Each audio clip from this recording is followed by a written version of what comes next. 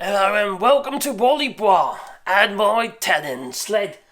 Now this Tenon Sled is really simple and you will see variations of that online on different channels. Actually one guy's actually got the same saw as this.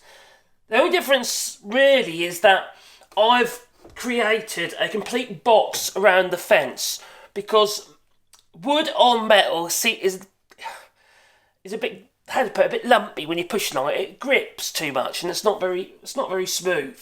So what I've done is I've completely and utterly lined this fence with timber using the little sliders and the T-screws and what have you, or the T-slots, to fix this on with on both sides. Now it's just an oak, right? It's been polished up and what have you. It's even got my logo on the top, right? But the thing is, you see, the sled is sort of similar to variations online. Really simple thing to make. I'll show it, alright?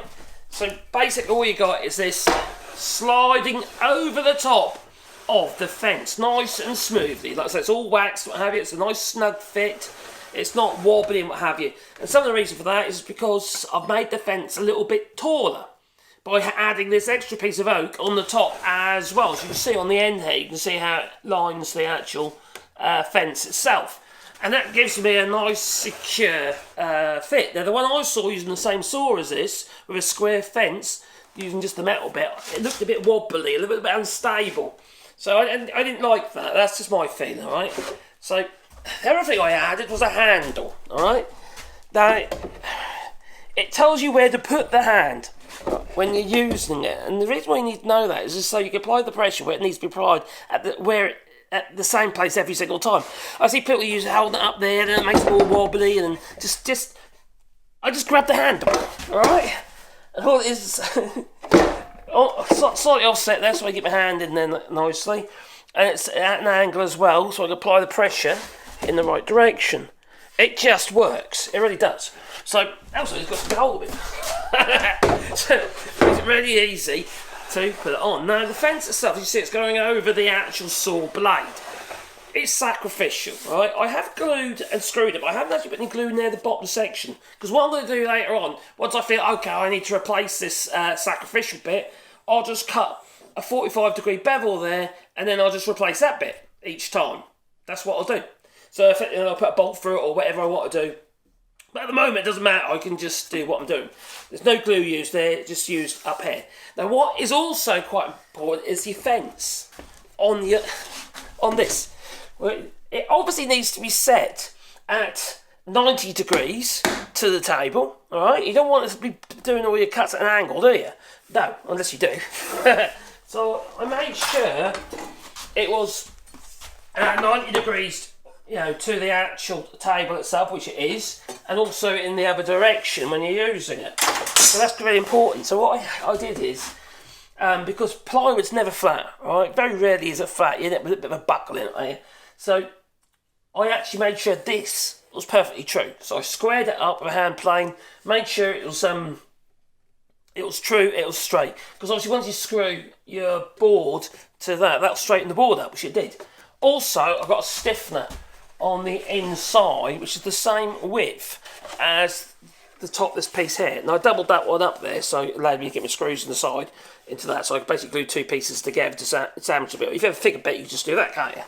But it does, it slides on quite nicely. So I'm going to show you. I'm going to cut the shoulders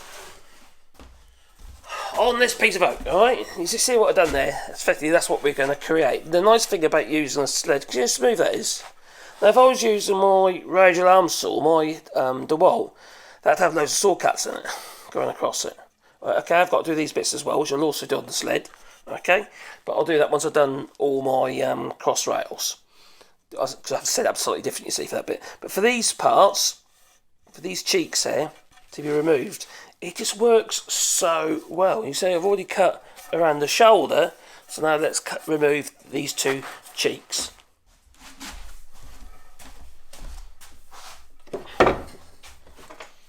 Clamp it on, but don't 100% rely on the clamp. I want to make sure that's not going to move away or wobble about or anything. So, alright, this is how I actually did the cheek cuts using my sliding table, which I very rarely use. but I did this time.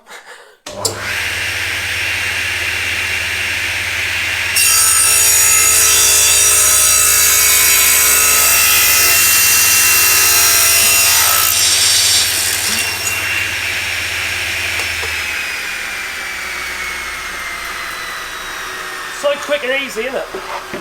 That'll take you a while with a handsaw.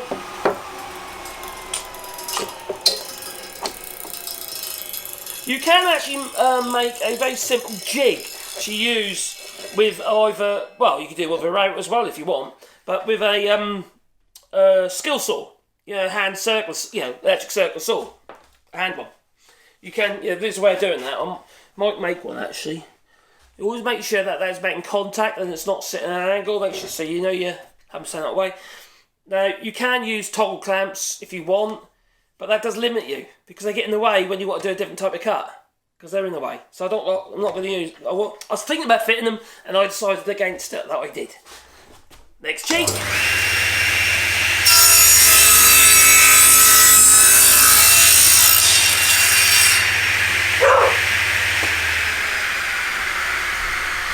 There goes my dog barking.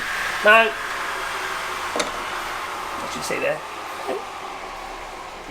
You could use these for something, couldn't you? Now the thing is, you see, obviously I've gone right through with that cut. Now, I don't know if you noticed the way I was holding my piece of timber. Now, I'm using an F-clamp head to hold it up with. It works really well, and there's a little Bessie one. Now, the thing is, they can vibrate loose. I don't want that dropping on top of my saw blade as I'm passing it through, do I? No. So what I was doing, I had things either side of that there. So if it did work its way loose, it's not going to fall off. See what I mean? So just little bits, little precautions. Let's remove that. There you go. Really, really easy. Now, anyone going, I don't even need to show how to make it because it's just so simple. We've got 2 vertical pieces of plywood. You could use chipboard, you could use MDF, whatever you want. Got a piece there. So effectively what we do is we're straddling, I like to straddle, straddling the fence, alright? So going right round, and that creates a bridge. So effectively it can slide backwards and forwards. And then we've got a back fence, which then pushes your piece of wood through. How simple as that? You don't really need me to show you how to make one, do you? Seriously. It's just ridiculously easy. So anyone can make one of those. A piece of old plywood or MDF or whatever you got, really, even old kitchen unit, you can start ripping them to bits and start making them. And as you can see, they do a really, really nice job, and it does. Anyway, that's my Tenon Sled. Just thought I'd share it with you, means I just made it. Toodaloo!